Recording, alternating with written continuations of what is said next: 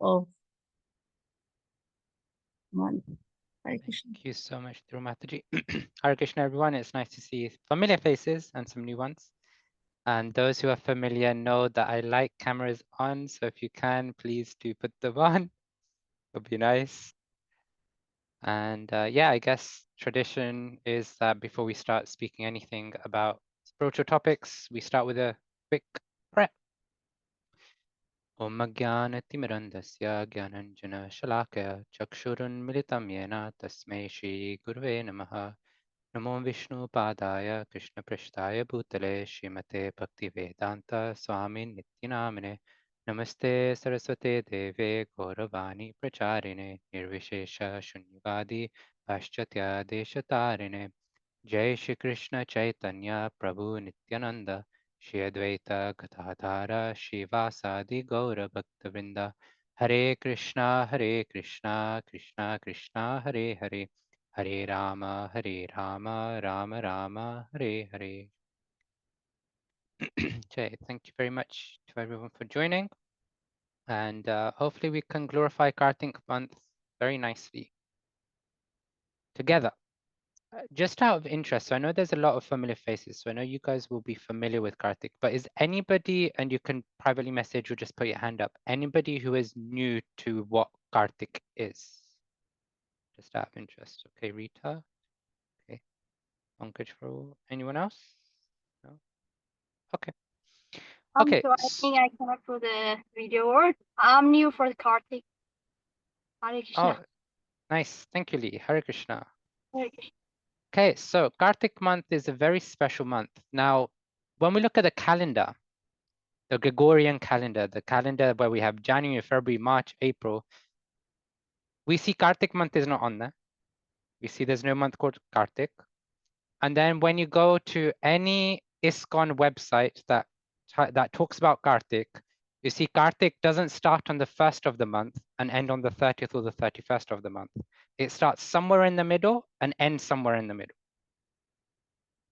And the reason for that is that the Vedic calendar is actually based on the lunar cycle. The Gregorian calendar is based on the solar cycle, and the Vedic calendar is based on the lunar cycle. And when you look at the Vedic months, you have different months. Like you have Chaitra, you have Shravan, just as we have January, February, March, etc. in the Gregorian calendar. In the Vedic calendar, you've got different names for the months.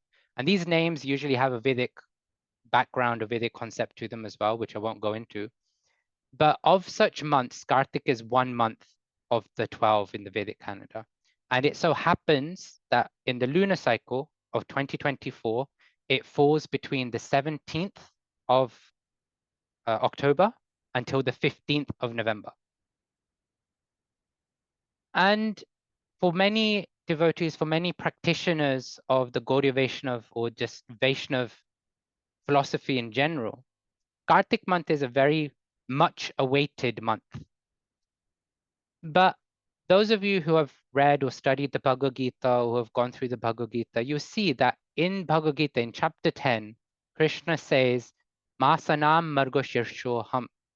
He says that of the months, I am Margashirsha. He doesn't say he's Kartik, he says he's Margashirsha. For those who know the Vedic calendar, you know that Margashirsha is actually the month after Kartik. So it's the next month. It's the month that will start in November. But we consider Kartik to be the most glorious of all months, which is why School of Bhakti is making such a big deal about this Kartik month and putting on special programs with the manna, doing special things in the temple, because it's such a special month. But if Krishna's month is Margashirsha, then why is Kartik considered to be the most glorious? And as we traditionally do, we go to the scriptures. We understand from the Vedic literatures the different statements, the different understandings, the different philosophies, different tattvas we have. And when we go to the scriptures, we see that the reason why Kartik is so glorious is because it is a very special and dear month for Krishna. Krishna loves the month Kartik. In the Padma Puran, it says that of all planets, sorry, of all plants, the sacred Tulsi is most dear. In the temple, we see Tulsi Maharani, Tulsi Devi is there. At home even, many of us may have Tulsi Devi and we may pray to Tulsi Devi. Of all plants, Tulsi is most dear to Krishna. Same way, of all months, Kartik is the most dear. Of all places of pilgrimage, Mathura is most dear. And of all days, Ekadashi is most dear. This is mentioned in the Padma Puran. In the Skanda Puran, it says that of all ages, of all the yugas we have Satya Yuga, we have Treta Yuga, we have Dwapara Yuga, and then we have Kali Yuga, which is the age we're in. It's described that Satya Yuga is the most dear to Krishna, or is the best. It's described that just as the scriptures, of the scriptures, the Vedas are the best, just as of the rivers, the Ganga is the best, similarly, of months, Kartik is the best. And that is most dear to Krishna. And that's mentioned in the Skanda Puran. But why is Kartik so dear? So Kartik is not the month of Krishna, because that's Margashirsha. But Kartik is glorified so much in the scriptures as being the best of the months. But then why is it the best of months?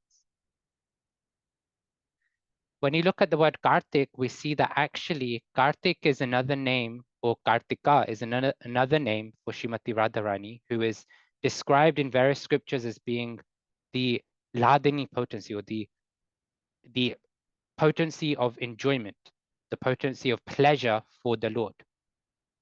Just as we have so many things that we find cherishable, that we find enjoyment from, that we find satisfaction from, Radharani, or Srimati Radharani, the pleasure potency of Krishna, is that personality who is most dear to Krishna because he finds and he derives the greatest satisfaction by her service. In fact, it's also described that she is the consort of Krishna in the spiritual world. Now that's interesting because for those who have been studying the Gita, we've been learning about how Krishna is the topmost. He has all of the opulences. The whole world is attracted to him in different ways. Those who are attracted to money, well, who could be more attractive than somebody who possesses all the money? For those who are attracted to beauty, you know, Miss Universe or Mr. Universe, who would be better, attractive, and beautiful than Krishna, who possesses all the beauty? And we see that in the Nectar of Devotion, in one of the books that Srila Prabhupada has given to us, he talks about how Srimati Radharani is so attractive to Krishna because she has a pure devotional spirit. Anything and everything she does is with the mood of selflessly serving and giving everything she has, her heart, her mind, her energy, all of that to Krishna. And specifically in the Nectar of Devotion, Prabhupada actually describes that Srimati Radharani is the epitome of devotional service. She's the topmost, she's the representation of devotional service. So much so that Krishna, as we know, is described as Madan Mohan, right? We've heard that he's the attractor of Cupid. But then Srimati Radharani is described as Madan Mohan Mohini. She's the attractor of the one who attracts even Cupid. And Radharani's absorption in serving Krishna is so much that Krishna is attracted to her.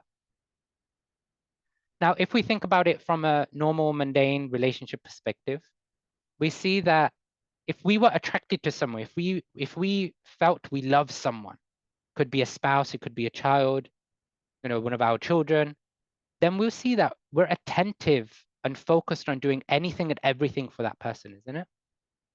Like if they're with us, in front of us, we're constantly finding ways to try and, okay, what do I need to do for them next? And if they're away from us, especially children, maybe they're abroad for work or abroad for school or university, Or Rita, I know, one of your daughters has now gone away, I think was it Durham, I think? You're missing them. But what happens when you're missing them? At home, you see that, okay, her room is there. Your daughter's room is there. You're thinking about your daughter now. Okay, you see that maybe you've opened a cupboard, or maybe she had a favorite plate in the kitchen and you open the cupboard door and now you're seeing that plate and you're thinking, oh my gosh, my daughter, she loved to eat from this plate. So what ends up happening is that everything to do with that person starts reminding you of that person. And we become attentive, we become very focused and fixed up. The more love we have for that person, the more fixed up we become, that anything we see related to that person absorbs our consciousness. And so very naturally, when Krishna is so attracted to Srimati Radharani, because of her pure devotional service, because of the purity and the selflessness that she brings in her service to Krishna, when it comes to Srimati Radharani's month, Kartik, how attentive must Krishna become? And Srila Prabhupada and Rupa Goswami actually encourage that we take advantage of how attentive Krishna is to the month of Kartik. In the Nectar of Devotion, in chapter 6, Srila Prabhupada writes that, quote, in the month of Kartik, one should make arrangements for special services. Unquote. Srila Prabhupada saying that in this month of Kartik, we should go out of our way to do something special for Krishna.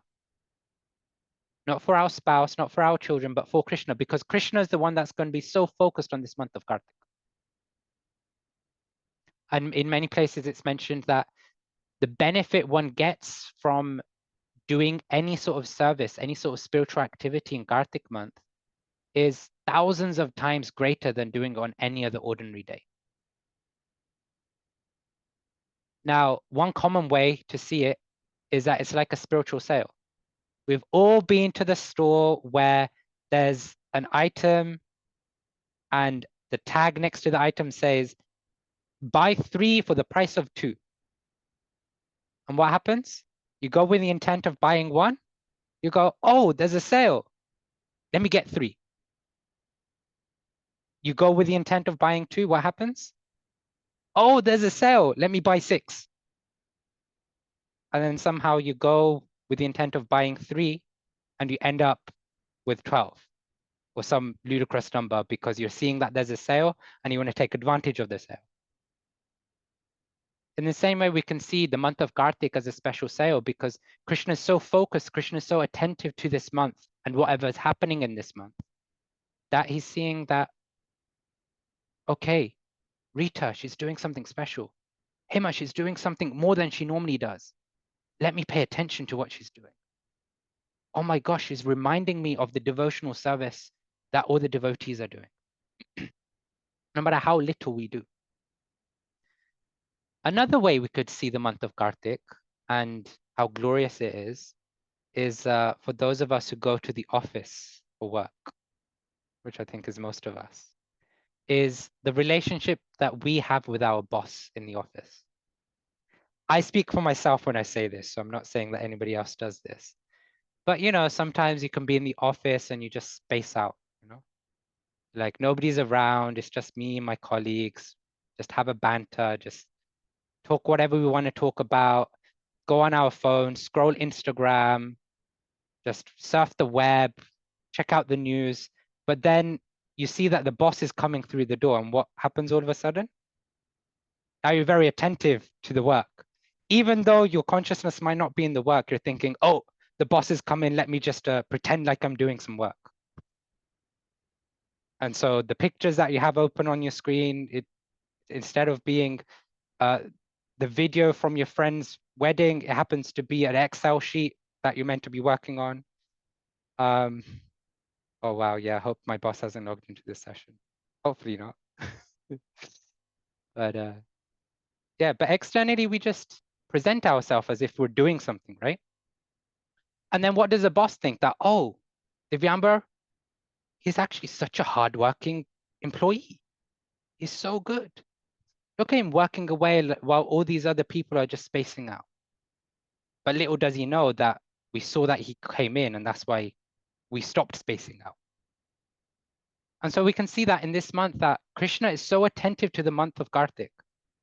We're meant to be performing devotional service. It's described that actually the human form of life is meant to practice spiritual activities as much as possible, 24/7, 365 days a year. But we're spaced out, or at least I speak for myself. And so it's difficult. It's difficult to always think of Krishna and do spiritual activities. And so in the scriptures, it said that, okay, if you can't do 12 months in the year, at least do 4 months, 4 months of something described as Chaturmas, of which Kartik is the last month. So Chaturmas actually starts in around August time. So it's described that if you can't do 12, then at least do 4. But it said that, okay, if you can't even do 4, then at least do this 1 month of Kartik because Krishna is so attentive to Kartik month. And it's very beautiful. Kartik month is very beautiful because Krishna and the devotees also make it very easily accessible for us to practice Kartik. When you look at the calendar, if you have one of the ISKCON calendars, you'll see that the month of Kartik is full of so many festivals. So many different events are taking place. Like Sharad Purnima is there, which I believe is tomorrow, I think. Tomorrow, Friday, I think. But there's a special occasion where we're celebrating the Maharas Leela, a special event in Krishna's pastimes where he's dancing with the gopis, and even Shiva himself wants to enter and enjoy the devotional exchanges with Krishna. We see later on that there'll be something called Bahulashtami, which is the appearance of Radhakund, which is a very sacred pond. Just as we talk about Kartik, which is the month of Radharani, Radhakund is the pond of Srimati Radharani, and there's a nice, beautiful pastime described around that as well. Then later on, the most common one that we all know of, Diwali is coming up. That again happens in the Kartik month. Most of us know Diwali as the pastime of Ram and Sita and all of those personalities coming back to Ayodhya. But actually there's a second part to Diwali, which is something known as the Damodar Leela, the pastime where Krishna is running around trying to run away from his mother because he's broken pots and he's running in fear, but then he finally gets caught and bound to a wooden grinding mortar. And we celebrate that pastime. Then those who go to the temple, I think the day after Diwali or a couple of days after Diwali, you go to the temple because you see massive, massive hills of food. And when I was little, I thought, why on earth is this New Year celebrated with masses of piles of food?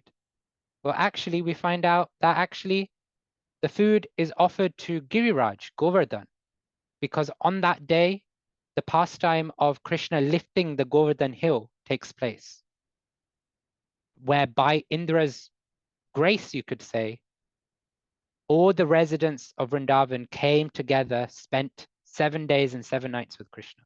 And like this, so many other pastimes take place in the month.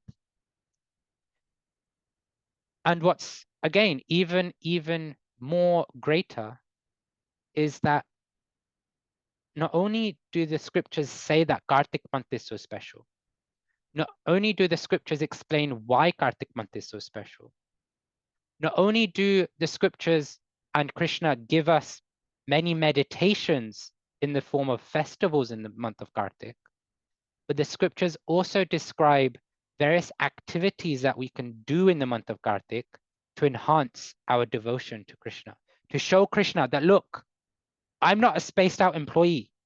I'm actually a hardworking employee. So that when Krishna comes and looks, oh, Nikhil, he's spaced out. He's usually spaced out. Let me just see what he's doing.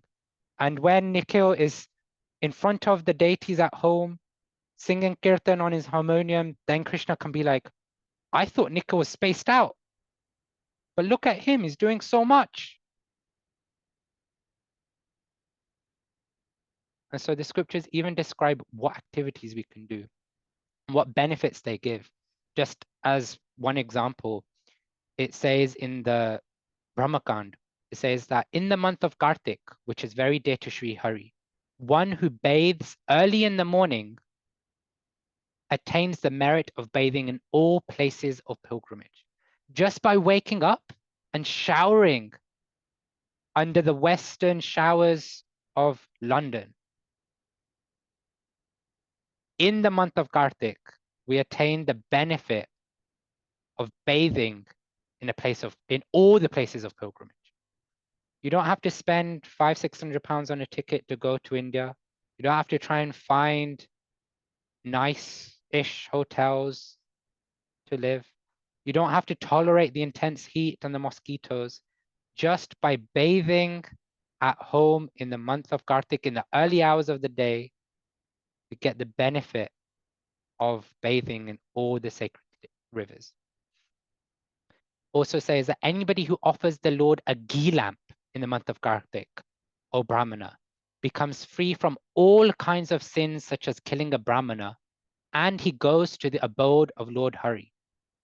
You see in the month of Kartik, in the temples especially, you see at various times, even the manner, you'll see that people can come and offer a candle to Krishna. And at the manner, we have specific time slots to do, and I'm sure we'll talk more about it later on. But just by offering a lamp in the month of Kartik, we can show Krishna that, look, I'm here. And Krishna saying he'll relieve us of our sins and he'll give us a direct path to go back to Krishna. So like this, there's many, many different things that the scriptures describe. And I guess I'll kind of just list like 5 or 6 of them, and then maybe I'll open it up just so that maybe we can get some inspiration. And what I really want to do with this list is not say that, okay, we just need to write them down and do everything, right? The idea, and let's remember what spiritual practice is about.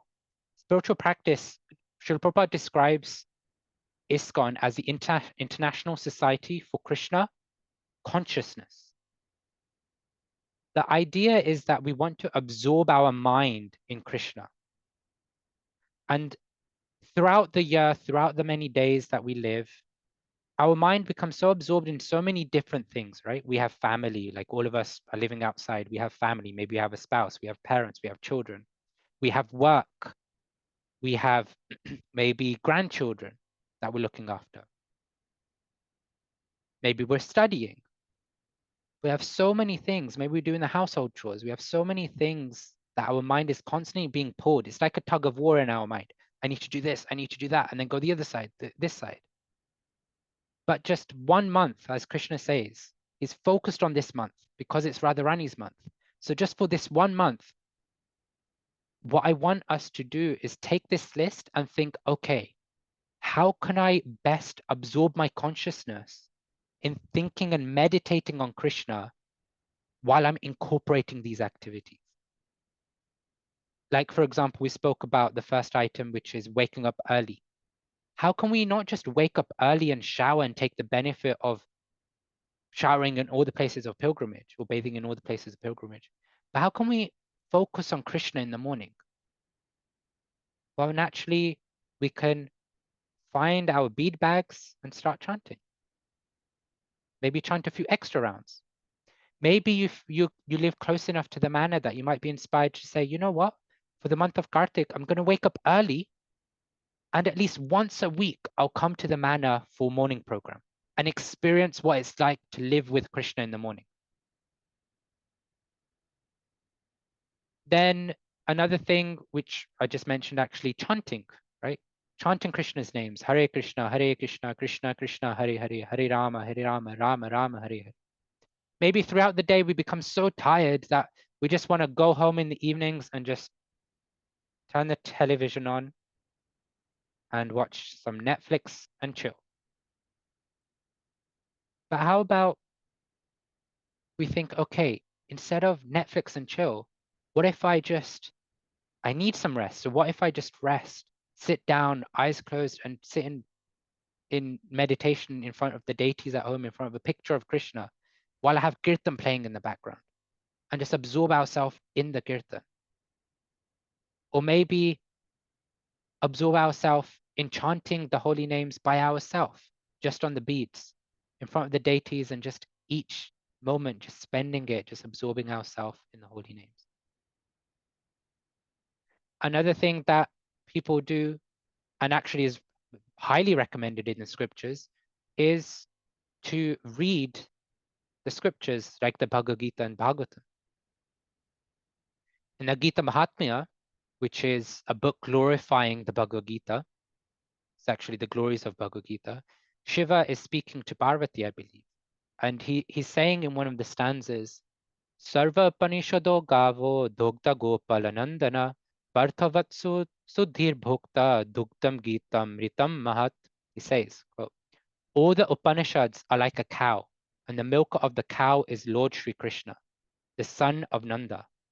Arjuna is the calf, the beautiful nectar of the Gita is the milk, and the fortunate devotees of fine theistic intellect are the drinkers and enjoyers of that milk. Shiva's saying that you have all these Vedic literatures that are available that we could read, but actually, the ones who are getting the milk from the cow of all these Vedic literatures is the one who is hearing and reading the Bhagavad Gita. Just as Arjun heard it from Krishna, we can also read it from the literature that Srila Vyasadeva has given to us. So in this month of Kartik, I know many people who take a vow that in the month of Kartik, daily I'm going to read 5 verses, 10 verses, something like that. I know somebody who made it a vow that they were going to read all of the translations of the Bhagavad Gita at least once a week, meaning all 18 chapters they would finish in 1 week, and the second week, and the third week, and the fourth week. So they finished the Bhagavad Gita translations 4 times in the month of Kartik. I know there's a very famous ISKCON senior personality who took a vow to, every Kartik, they take a vow to read the whole of the Chaitanya Charitamrita, which is another great literature that we have. In the month of Kartik, they finish the whole Chaitanya Charitamrita. Takes maybe like 7-8 hours a day minimum to read if you're going to finish the whole literature in 1 month. But we can read the Bhagavad Gita, or we can read the Srimad Bhagavatam, which is described as Amala Puran, the ripened fruit of the Vedic literature as well. The Srimad Bhagavatam is a literature which presents the philosophy of the Bhagavad Gita through the activities of Krishna. So maybe we could read the Srimad Bhagavatam. Or maybe some of us want to feel more connected to Krishna because, okay, I'm hearing Krishna from Braja Govindam Das, from the Sangha I'm on, from the courses I've been on, but really, who is Krishna? Then maybe we'll be attracted to read the Krishna book, which goes through the pastimes of Krishna. It helps us connect to Krishna, the person God. Another thing that many people do and scriptures recommend is that actually the month of Kartik is the month of tapasya, is the month of austerity. So we can give something up that we really like, something that we're fond of, that we just go each day and go, oh man, I live for this thing, this chocolate bar, this, I don't know, whatever it is, Milky Bar. I live for Milky Bar. If I don't have Milky Bar at least once a week, it's a terrible week. Maybe let's give something up. And let's not just give it up, but let's replace it with something that can connect us to Krishna. Maybe your favorite food item, or yeah, that's a nice idea. Maybe replace it with a mango sweet. Wake up early, go to the temple, and each day, instead of having the Milky Bar, have a mango sweet. Have the white one so it reminds you of the Milky Bar. And one other thing that many, many personalities do is they sing various ashtakams or various poems that glorify the Lord, that glorify the Lord's devotees. One very famous one is the Damodar Ashtakam, which is basically a song and poem form of the whole Damodar Leela that I was talking about, where God gets bound by a rope. in a very nice poetic and song form. And these poems, these songs help us not just meditate on Krishna, but they help us absorb ourselves in the pastime, in the actual activity of Krishna. I remember the first time I went through Damdarashtakam, it meant nothing to me. Absolutely nothing. Namami Shvaram Sachit. It was like I was just going through the Sanskrit and I was like, it meant nothing. But in order to absorb myself in the song, I went and actually focused on reading what the translation says. What does this song actually mean? What does each stanza mean? And now when I read through or when I sing or hear it, now I can go, Namami Shvaram Sachidananda. I don't know the Sanskrit, but now it's left an impression. The English translation has left an impression in my heart. So when I'm going through each stanza, now I can understand, oh, this is what's happening. In the first stanza, it's talking about the way Krishna looks, the way his earrings are kissing his cheeks, what's happening with the different ornaments. And like this, you can go through each stanza like that. And the very last thing which I'll talk about, and I'm conscious of time, but most of you know me anyway. Me and time just don't go together. So yeah, one other thing is, and it's something I've mentioned, is offering a lamp to Krishna. You don't have to go to the temple. Maybe you live half an hour, 2 hours away from the temple. You don't have to go to the temple to offer the lamp. Maybe you've got a Krishna picture at home. Maybe you've got deities of Krishna at home. You can just take a ghee lamp or a candle lamp or whatever you have. Just offer it to Krishna. Just use your hands with the candle. So commambulate Krishna. And it's not just about, okay, let me just put some circles around Krishna. That's it, I'm done. Whilst you're doing those circles, really look at Krishna. See his beautiful face. See his beautiful features. See and think about what the pastime, what activity he's going through in that picture. If it's a picture of deities, maybe you can think of, okay, how are they dressed? What sort of flower gardens do they have? If it's a picture of Damodar, which is very common during Kartik, then you can meditate on the pastime. You can think of the pastime and really absorb yourself in seeing how beautiful Krishna is, how beautiful the pastime is. And it's described that when we actually offer a lamp to Krishna, so one thing I mentioned is that it removes all of our sins and we get entrance into Krishna's abode. But the other thing that's mentioned in the scriptures is that when we meditate on Krishna whilst we're offering the lamp, Krishna becomes so purchased by our offering that he thinks, this Tiru is offering me a candle lamp? What in the three worlds can I give to Tiru that is equivalent of that candle lamp? I can't give anything. And so he becomes purchased by our love. And he decides that the best thing he can give us is to enter our heart, fill it with so much attraction for him that that attraction then kicks out all of the things that we feel are blocking us from growing in our spiritual path. He does the work for us. 11 months in the year, we can be spaced out, but just by giving ourselves to Krishna for 1 month of Kartik, Krishna himself will come into our heart and make our path back to him easier. Now, what's more accessible in spiritual life than somebody else doing all the work for us, and all we have to do is do an external showing that, hey, Krishna, I'm yours. So yeah, I'm conscious of time.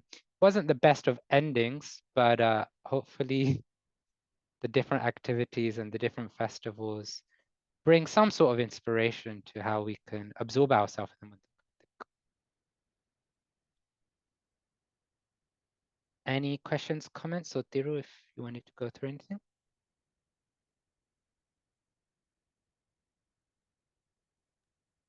Thank you, Bhaja Govindam. It was such a nectar. I just kind of lost track of time as well. Yeah, somebody asked about the candlelight. Yes, you can offer candlelight. What I used to do at home, I just give you a little bit. You know, I take the toothpick and I just take a little bit of cotton wool. I just kind of, just kind of scroll it on top of it. And then what I do, I just dip it in ghee, and you can keep it as well for the whole month. And you just kind of offer that to Krishna. So it's kind of a ghee, but you can do it at home quickly. And what I do is I just, in a little pot or any container, clean container, you can put a sand, or I put some little rice, and I just kind of place it there. So once you offer with love to Krishna, then when you place it there, then it's kind of go off. So, and then of course you can put it in the garden or something like that. That is something that you can do. Yeah, it's the main thing is, even if you one time, if you call out to Krishna, Krishna thinks in this month you, or Krishna thinks, oh, you call out 1,000 times. It's such a special month, this one. So just kind of do something. You can offer a flower to Krishna. You can offer some fruit to Krishna. You can offer some milk to Krishna. Anything little, it is it's such a special month. Please don't kind of, make use of it this month. And we have quite a few activities happening as well as School of Bhakti at the manor and everything. But you're going to prove, do you have the slides? So I can just quickly go through that.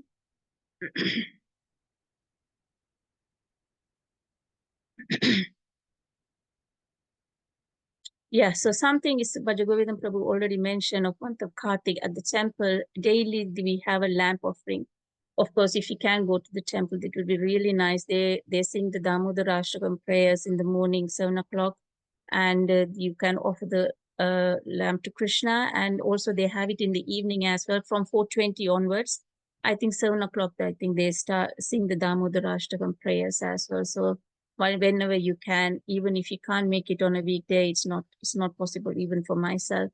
At least kind of on a weekend, at least Saturday or Sunday, if you can go and just something, and just I would say just feel the bliss is happening at the temple room as well. Is kind of out of the world. You do something for Krishna at home is different, but when you go to see Krishna at the temple and do something there, it is even beautiful. That is something that's happening every day.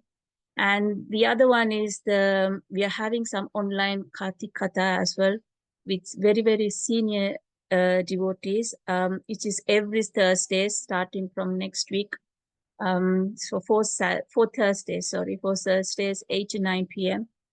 Please don't miss out as well. It's about the Kartik month is all about do something for Krishna, and of course hearing about Krishna as well. So which is really nice. We are very, very elevated souls who is lined up here. So please try and get something about Krishna. And when you go to bed hearing about Krishna, maybe Krishna might come in your dreams as well. That would be really beautiful. Other than that, the next slide, Prabhu. Yes, and as you all know that you already know about the Mangalati that we always do, we really wanted to do this for Kartik as well. So it would be really nice if you have already been, please come along. And if you haven't been, please be there as well. So we'll be there. And so just come for Mangalati. It starts at 4:30 a.m. So we greet the deities. And then, of course, then after that, we do some japa session. Then, of course, deity greetings and the ghee lamp offering as well. So if you want, you can join that for us as well. If you want, you can connect with me. Maybe if you can put my number on there. So my number probably will put, or Mayuri's number as well. So you can, on that day, if you're not sure where to go and things like that, please connect with us. We will be there for you. That would be nice. If you can come at 4:15, at least try and come for 7 o'clock, 7 a.m. And it will be really nice. I would have to say it's magical. So please try and come, and we can have prasadam together afterwards. And yes, we are kind of starting something like this mantra club. That is every week, every Saturdays, we are going to do 6 to 7:30 a.m. via Zoom. we are going to do some mantra meditation. So you are going to hear about something about some meditation, and we are going to chant together. Of course, you can see how the devotees go to the temple and they chant together in person. But this is, of course, via Zoom because it's not possible for everyone to go in the morning with other household duties. So this is something we are starting this Saturday, 6 to 7 a.m. Just go to via Zoom and just chant with others. So this is something very beautiful. And this is the last not the least. This is we are starting our new course, Bhakti Life course, which is our dear Vajagovindam Prabhu is doing these sessions. This is for 8 weeks, I guess, and it's again online, 8 p.m. to 9:30, 8:30 to 9:30 p.m. Please, please, please scan this QR code. It would be amazing. Of course, if you all have done Gita Life course, we hear about Krishna talking about do this, and things like that. But Bhakti Life is kind of very practical and just how we can do things at home and how you can apply this knowledge in your practical life. That's all from me, but I would say if you have any questions, anything, please feel free to unmute and you can ask any questions to Govindam Prabhu, or if there is anything that we can serve you as. Thank you. Any questions?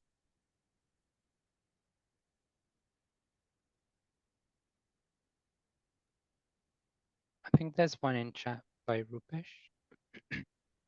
So would you like to unmute, Rupesh, and ask the question? Just so it's easier. Hare Krishna Prabhu, thank you very much for this lovely session and for re-inspiring for the run-up to Kartik.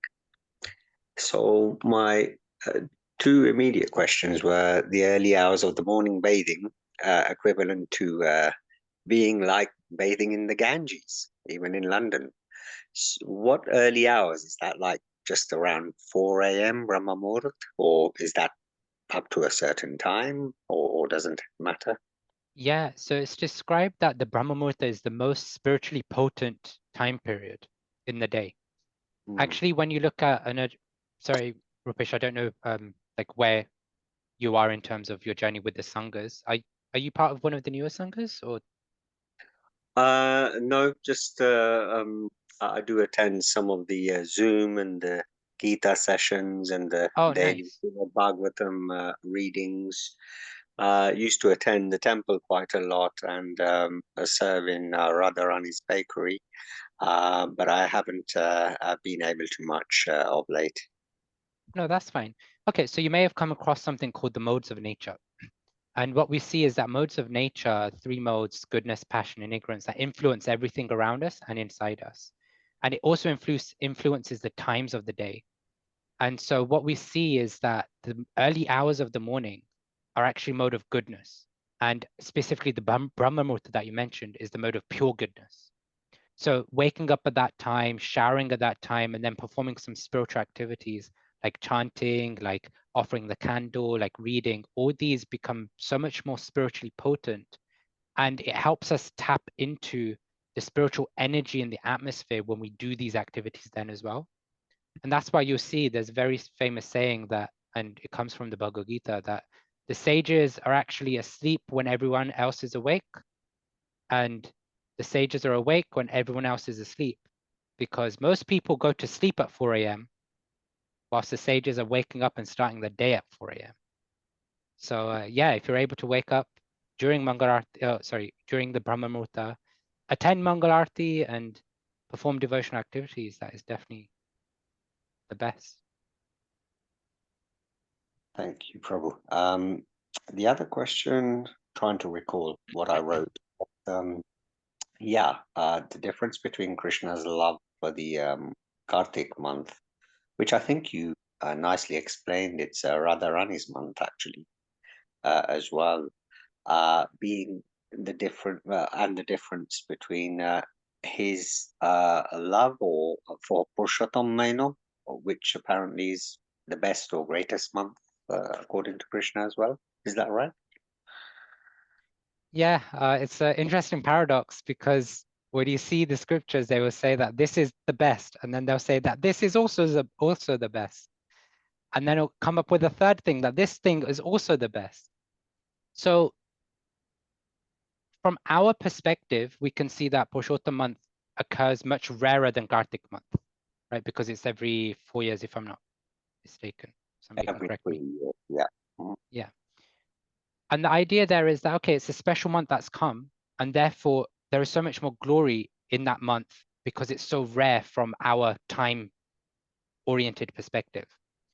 But really, when we look at the scriptures and when we look at these special months, Kartik month, Purushottam month, we see that the whole idea behind them is to always find ways to and find festivals or find reasons to engage ourselves in thinking of Krishna. So whether we're looking at Purushottam month or Kartik month or Margashirsha or any, or for many pious Hindus, the month of Shravan is considered the most holy, the most auspicious. And so you see most Hindus, or many Hindus, let's not say most, but many Hindus will find a way to perform austerities in Shravan month. They'll fast, maybe they'll eat once a day or something, or they'll do it on every Monday, especially if you're from like a Gujarati background. So you see that the scriptures are really trying to encourage us to go focus on your spiritual path, and here's a reason to focus on your spiritual path. So in terms of the actual difference between Kartik and Purushottam month, to be honest with you, that's something that I can find out, because I don't know in terms of, unless somebody else on the call, like Eko Prabhu or Tirumataji or Divyam Prabhu, somebody knows. But in terms of the general approach to these months is to see it as a special month that is glorified in the scriptures, and that the scriptures say that you can receive so much benefit from it. And therefore, why not take advantage of the sale? Right, yes. Thank you very much for that, Prabhu. Thank you for the interesting questions, actually. Anyone else?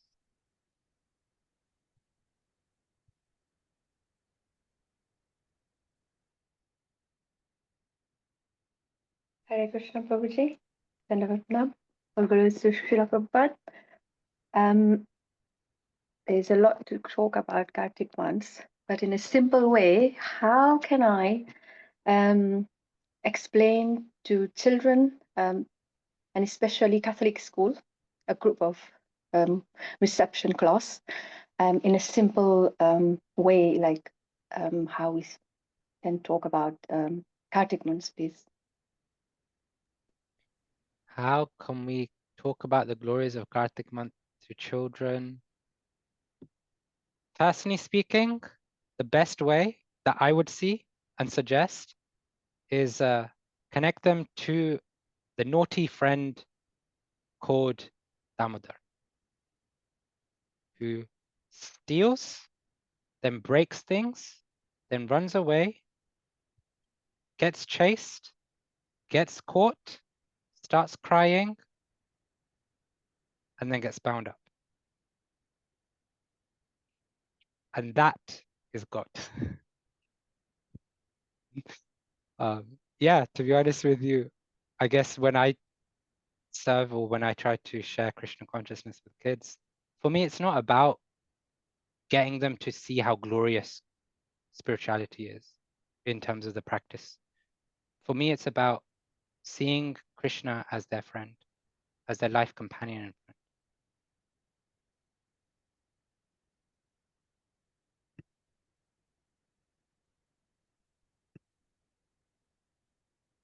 Maybe one more, if somebody Thank has. you so much. And also how Krishna broke that tree and 2 lovely devotees came out of it. Yeah, That would probably be an enlightening one for the kids. sure. How's it going then, Prabhu? I'm surprised Meenakshi is so quiet today.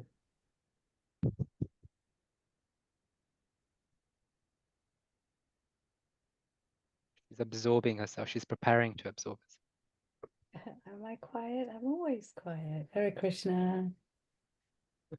I'm just doing what I normally do, take notes. And You just got you got your little one there as well. he's listening. This is how we get them to learn. He's listening on the side. Look, here he is. But he's on the iPad. But yeah, so